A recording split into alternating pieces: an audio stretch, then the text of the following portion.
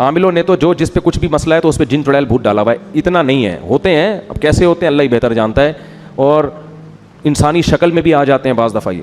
اور ان کا سب سے خطرناک کام ہوتا ہے انسان کے دل میں وسوسے پیدا کرنا, انسان کو گناہوں کی طرف لے کے جانا. ان کی طبیعت میں شر غالب ہے, خیر کم ہے, اور ان کی تعداد انسانوں سے بہت زیادہ ہے, اور ان کی پیدائش بھی انسانوں سے پہلے ہوئی ہے.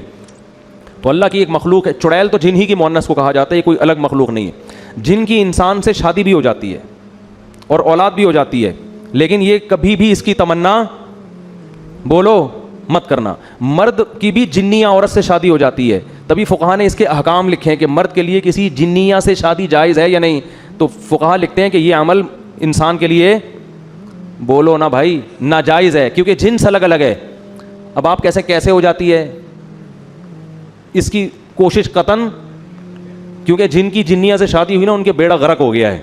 وہ جنیا کو یہ انسان افورڈ نہیں ہوتی, تو جنیا کو کون افورڈ کرے گا. لیکن چونکہ فقہا نے ایک مسئلہ بیان کیا, اس لیے میں نے بتا دیا کہ اس بات کا امکان موجود ہے. بعض دفعہ ایسے ہوتا ہے کوئی جنیا جو ہے کسی پہ عاشق ہو جاتی ہے, اس کو مجبور کر کے پھر اپنے ساتھ اس سے نکاح کرتی ہے, لیکن پھر وہ اس کے حالات بہت اس بندے کے خطرناک ہوتے ہیں. وہ بیچارہ ہڈیوں کا ڈھانچہ بن کے بالآخر انا للہ و انا الیہ راجعون. میں نے ایسے لوگ دیکھے ہیں جن پہ جنیا عاشق تھی. ایک دفعہ تبلیغ جماعت آئی, وہ بیچارہ ایک تبلیغ میں بہت نیک آدمی, وہاں بمبئی میں کہیں پتہ نہیں کسی ایسے فلیٹ میں جا کے ٹھہر گئے جہاں لوگوں نے منع بھی کیا ہوا تھا. وہ میں واقعہ سناتا ہوں نا. ایک آدمی بڑا فنٹر بنا ہوا تھا, کسی نے کہا بھائی یہ فلیٹ عرصہ دراز سے خالی ہے, اس میں جنات ہیں. اس نے کہا بھائی جن ون کچھ نہیں ہوتا. میں بہادر جا کے دروازہ بجایا, ہاں بھائی کوئی ہے؟ اس نے کہا ہاں ہوں. سنا یار یہاں کوئی جن ون رہتا ہے؟ کہہ رہا میں تو 500 سال سے رہ رہا ہوں, مجھے تو ابھی تک کوئی نہیں ملا. تو یہ بے ہوش ہو کے گر گیا. اس نے کہا بھائی 500 سال سے کوئی انسان تو رہ نہیں سکتا. تو جن کے معاملے میں یہ ہے کہ نہ ان سے ڈرو, نہ فنٹر گیری کی کوشش کرو, نارمل اپنی لائف گزارو, کسی کو کچھ بھی نہیں کہتے. اور عاملوں کے پاس گئے تو جن چڑیل بھوت تمہارا راستہ دیکھ لیں گے, یہ میں بتا دوں. عامل جہاں سونگ کے جائے گا نا 25-30 جنات وہاں چھوڑ کے جائے گا. وہ عاملوں کے سانس سے یہ جو ہے نا سونگ کے ہی وہاں پہنچ جاتے ہیں. یہ ان کو پتا ہوتا ہے یہاں ہماری دکان چلے گی, کسی عامل کو گھر میں نہیں آنے دو کبھی. تو جنیا سے نکاح, وہ میں واقعہ سنا رہا تھا. وہ بیچارے ایک تبلیغ جماعت کے تھے, 40-45 سال ان کی عمر تھی.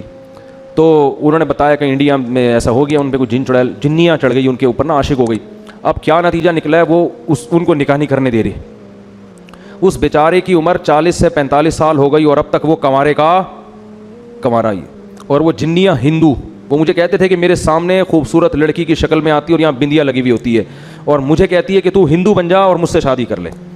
لیکن اس آدمی کا بھی ظرف تھا یہ, اس نے کہا میں کسی قیمت پہ ایمان نہیں چھوڑ سکتا. اچھا یہ باتیں ہو رہی تھیں, اتنے میں انہوں نے مجھے بتایا کہ ان پر نا وہ کیفیات طاری ہونا شروع ہو گئیں, اور وہی جنیا ان کے اوپر سوار. اچھا مجھے کہتے ہیں کہ سارا دن انڈین گانے سناتی رہتی ہے مجھے بیٹھ کے. سارا دن کیا کرتی ہے؟ انڈین گانے سناتی رہتی ہے. اچھا خیر, جب وہ ان پہ سوار ہو گئے, میں بیٹھا ہوا تھا سامنے. اللہ کا شکر ہے میں ان چیزوں سے ڈرتا مرتا نہیں ہوں. اگر آپ ڈر گئے نا تو ایک جنیا آپ کے پاس بھی آئے گی, پھر یہ سمجھ لو. تو مجھے اشارہ انہوں نے کیا کہ میری انگلی پکڑ کے کوئی آیتیں پڑھے, تو میں نے دم بم کیا, وہ تھوڑی دیر میں ٹھیک ہو گئے. تو یہ ہوتا ہے, لیکن اس کا نقصان یہ ہوا کہ بیچارے کہیں نکاح نہیں کر سکے, اور وہ کمزور ہو کے نا بیچاروں کی ہڈیاں نکل گئیں. لیکن آپ لوگ ڈریں نہیں, میں ایسے واقعات بہت کم سناتا ہوں, اس لیے کہ لوگ پہلے ہی اتنے خوف زدہ ہیں کہ یار اچھا وہ جو اس دن قبرستان میں بندیا نظر آئی تھی وہ بھی کوئی بمبئی کی آئی ہوئی جنیا یا چڑیل تھی. کچھ بھی نہیں ہے, آپ کا دماغی تخیل ہوتا ہے زیادہ تر. تو لاکھوں میں کوئی ایک آدھ واقعہ ہو جاتا ہے ایسا, اور وہ جس کے ساتھ ہوتا ہے بس وہ صبر کرے, اور اس کا کوئی حل نہیں ہے. اس نے صبر کیا, عفت اور پاک دامنی سے زندگی گزاری. اب پتہ نہیں اب تک زندہ ہیں نہیں ہیں, زندہ ہیں تو اللہ ان کو اس مصیبت سے نجات دے, اور اگر انتقال کر گئے تو اب تو وہاں انشاءاللہ حوروں سے اللہ نے ان کے صبر کی وجہ سے ان کا نکاح اللہ سے امید کرا دیا ہوگا اللہ تعالیٰ نے. لیکن ان چیزوں کا علاج صبر کے علاوہ کچھ بھی نہیں. جو احادیث میں دعائیں آتی ہیں ان کو پڑھنا چاہیے. سورہ فلق, سورہ ناس ہے, اور بسم اللہ الذی لا یضر مع اسمہ شیء فی الارض ولا فی السماء. یہ پہلے سے ہی اہتمام کرنا چاہیے ان چیزوں کا, تاکہ اس قسم کی چڑیلیں مسلط نہ ہو آپ کے اوپر. بہت سے نوجوان کہہ رہے ہوں کہ کاش ہمارے اوپر بھی کوئی ایسی جنیاں آ جائے. تو میں اس لیے پہلے بتا رہا ہوں کہ اس کی تمنا مت کرو, آ گئی نا. وہ ایک آدمی کی بیوی پہ جن چڑھ گیا, کسی نے آ کے بتایا تمہاری بیوی پہ جن آ گیا. اس نے کہا خود ہی بھگتے گا آپ. اس نے کہا تو جب انسان کا یہ حال ہے, بیوی جب انسان کی شکل میں ہو تو یہ حال ہے, جنیاں ہوگی تو کیا ہوگا آپ خود سوچو یار. لوگ جنات کو اپنی بیویوں سے ڈرا رہے ہیں, تو اور بیوی اگر جن ہو اس کو کس سے ڈراؤ گے؟ وہ تو بہت خطرناک ہوتی ہے بھائی. تو اس لیے اس کی تمنا نہ کہ مسئلہ آ گیا تو میں نے بتا دیا. ہم نے کہا چلو قرآن میں جنات کا تذکرہ ہے تو سرے دس یہ بھی ہو جائے. ورنہ میں کوشش کرتا ہوں جن چیزوں کا ہماری پریکٹیکل لائف سے تعلق نہیں ہے ان کو میں زیادہ چھیڑتا نہیں ہوں. اچھا بھائی، خوشبو اور جنات میں کیا تعلق ہے؟ یہ مشہور ہے کہ چھوٹے بچوں کو خوشبو لگانے سے جنات کا اثر ہوتا ہے، اس کی کیا حقیقت ہے؟ نیز کیا بچوں کو خوشبو لگا سکتے ہیں؟ محمد اعظم بہاڑی سے. میرے علم میں ایسی کوئی بات نہیں ہے کہ خوشبو کی وجہ سے جنات آتے ہیں، اور بچوں کو خوشبو لگانا فی نفسی ہی تو جائز ہے، لیکن کہیں فتنے کا اندیشہ ہو. آج کل آپ کو پتہ ہے ہومو سیکشولیٹی کا بڑا رواج پڑ رہا ہے، تو اگر کوئی بچہ بہت خوبصورت ہے، احتیاط کی وجہ سے خوشبو نہ لگائی جائے تاکہ یہ گندے مزاج کے گندے پلید جو لوگ ہوتے ہیں وہ مائل نہ ان کی طرف. تو احتیاط کا تقاضا یہ ہے کہ چھوٹے بچے کو نہ لگائیں، لیکن جنات کا اس سے کوئی تعلق نہیں ہے. جہاں تک ہمارے پاس جنات کی رپورٹیں ہیں، وہ رپورٹ تو یہی ہے کہ جنات بدبو اور ان چیزوں سے متاثر ہوتے ہیں، ان کی طرف مائل ہوتے ہیں. فرشتے خوشبو سے متاثر ہوتے ہیں، تو جنات کو بھگانے کے لیے تو خوشبو لگانی چاہیے تاکہ فرشتے آئیں. حدیث میں آتا ہے، آپ صلی اللہ علیہ وسلم نے فرمایا، تم نماز کے بعد جب تک اللہ کا ذکر کرتے ہو فرشتے وہاں موجود ہوتے ہیں، تمہارے لیے دعا کرتے ہیں. لیکن اگر آپ کے پیٹ سے ہوا خارج ہو گئی، اسمیل آنے لگی، تو فرشتے بھاگ جاتے ہیں. تو بدبو سے فرشتوں کو نفرت ہے. اور جنات تو شیاطین ہوتے ہیں، ان کے بارے میں مجھے رپورٹ نہیں ہے. میرا کبھی جنات سے سلام دعا ہوئی تو میں اس کے بعد بھی اگر زندہ رہا تو پھر انشاءاللہ آپ کو بتا دوں گا کہ جنات کو خوشبو سے محبت ہے یا بدبو سے. رپورٹ یہی ہے کہ بدبو جو ہے نا اس کی طرف جنات مائل ہوتے ہیں.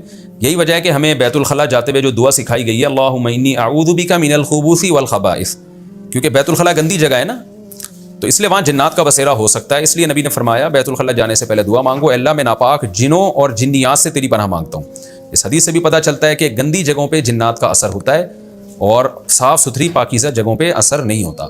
وہاں فرشتے ہوتے ہیں، فرشتے جنات کے دشمن ہیں، فرشتے ہمیں جنات سے بچاتے ہیں.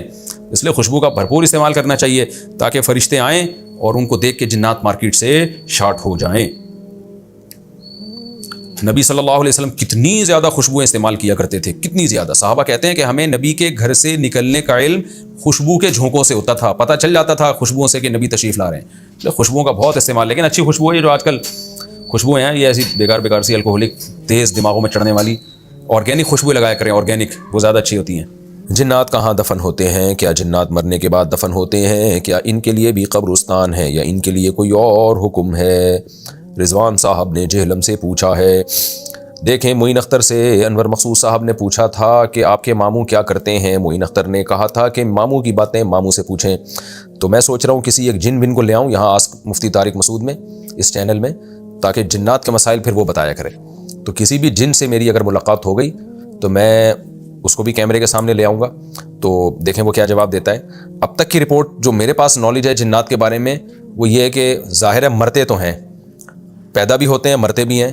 تو جب مرتے ہیں تو ان کی لاشوں کو کہاں ٹھکانے لگایا جاتا ہے یہ اللہ ہی جانے اور جنات ہی جانے. تو ہمارے علم میں کوئی ایسی نہ شریعت نے ہمیں اس بارے میں کچھ بتایا، نہ کوئی مشاہدے پر مبنی کوئی حقیقت کسی کے سامنے ہے. تو ہم نے کرنا بھی کیا ہے؟ اگر جنات کے قبرستان بالفرض ہوتے بھی ہوں تو ہمیں تو نہیں پتا کہاں ہوتے ہیں. وہ مادی خبریں نہیں ہوتی ہوں گی، کیونکہ جنات کو تو اللہ نے آگ سے بنایا ہے، تو وہ تو مادی چیزیں کھاتے بھی نہیں ہیں. تو وہ پتہ نہیں کیا کھاتے ہیں. جو حدیث میں آتا ہے ہڈیاں کھاتے ہیں نا، تو ہڈی کا کھانے کا مطلب یہ نہیں کہ ایسے ہڈیاں پکڑ کے کھا لیتے ہیں، بلکہ ہڈیوں سے ان کو کوئی ریز نکلتی ہوں گی جو ان کی خوراک ہوں گی. تو گوبر سے کوئی ریز نکلتی ہوں گی جو ان کی خوراک ہوں گی، تو یہاں سے یہ انرجی حاصل کرتے ہیں. تو مادی چیز جنات نہیں ہے. ہاں مادی چیزوں میں حلول کر جاتے ہیں، تو مرنے کے بعد ان کو یہ مادی خبر کی ضرورت بھی نہیں ہے. تو ہو سکتا ہے کوئی ہوا میں ہی ان کا قبرستان ہو یا کہاں ہو. تو یہ رپورٹ بہرحال میرے پاس نہیں ہے، اور اب تک کی رپورٹ کے مطابق کوئی بندہ بھی نہیں ہے جس کے پاس یہ صحیح اوتھینٹک رپورٹ ہو. اور اس رپورٹ کا کوئی فائدہ بھی نہیں ہے نا. ہم نے کرنا کیا ہے؟ تو باقی جنات کا کوئی اگر یوٹیوب چینل ہو تو میرے علم میں بتائیں، تو ہم ان سے پھر پوچھیں گے انشاءاللہ اور ان سے یہ مسئلہ ریکارڈ کروائیں گے. کیا شریر جنات کو جلا سکتے ہیں؟ کیا کسی عامل کے لیے جائز ہے کہ وہ کسی مسلمان جن کو جلا دے جس نے کسی انسان کو تنگ کیا ہو؟ رضوان صاحب جہلم سے.